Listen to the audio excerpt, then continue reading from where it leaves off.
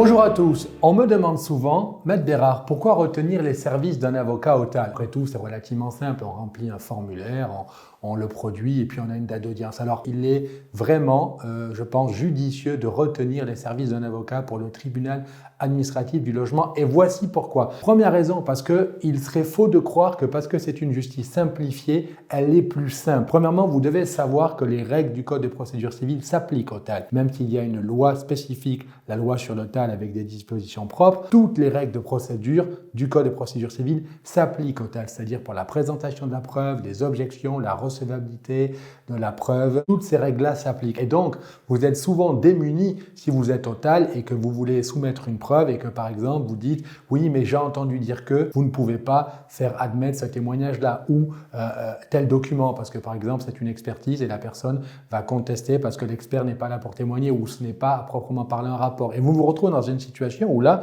vous auriez bien aimé avoir un avocat qui vous explique tout ça en amont parce que la preuve cruciale sur laquelle vous vouliez vous appuyer pour obtenir des dommages ou que sais-je n'est pas recevable et donc votre demande tombe et a peu de chances d'être accueillie. Deuxièmement, parce qu'un avocat connaît le fonctionnement du TAL. Je vous donne un exemple. Vous prenez une procédure classique, il faut remplir le formulaire, le signer, le mettre en PDF, ensuite aller sur le site du TAL, le produire. Une fois qu'il a été produit, attendre qu'il soit vous retourner avec les numéros de cours, le notifier ou le signifier à la partie adverse et une fois que vous avez fait cela, produire la preuve de notification, de signification au TAL dans un délai de 45 jours, sinon votre demande tombe. Et bien des gens qui ne connaissent pas les règles se présentent au TAL et on leur explique que finalement leur demande ne peut pas être entendue. C'est des petits détails mais c'est important. Deuxièmement, parce qu'il y a tout un tas de demandes qui sont purement formalistes. Pour toutes ces raisons, vous devez retenir les services d'un avocat au TAL. Enfin, pour tout simplement la présentation de la preuve, son organisation, la connaissance du droit par un professionnel et surtout les représentations. Un juge va apprécier d'avoir un professionnel